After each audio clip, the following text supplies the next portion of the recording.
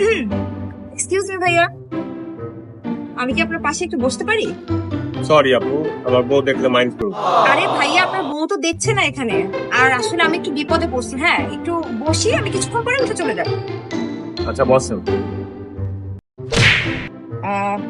তা ভাইয়ার বাসা কোথায়? এই যে এখানে লক্ষ্মীপুরে। ও ভাই, পানি খাবেন? পানিটা না, খুবই না। ঠান্ডা। খাবো না। আরে ভাইয়া, বাইরে যা গরম পড়ছে, এখন তো আপনি পানি নিয়ে বের হন নাই।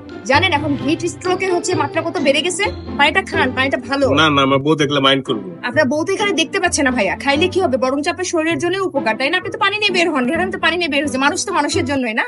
খান আচ্ছা, ভালো। এত করে বলছেন যখন, পানিটা অনেক ঠান্ডা। হ্যাঁ, অনেক ঠান্ডা।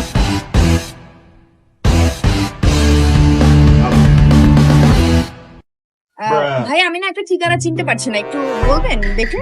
বলেন। এই যে এখানে একটা ঠিকানা লেখা আছে, একটু দেখেন না?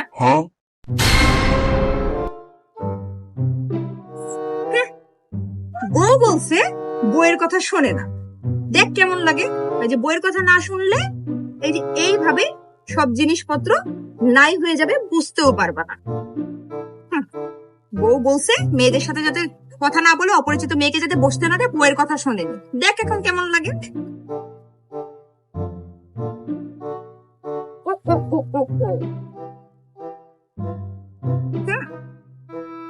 বউয়ের কথা শুনবেন। আম গাছ, জাম গাছ, কাঁঠাল গাছ, লিচু গাছ। আজকালকার মেয়েরা বেশিরভাগ চিটিংবাজ।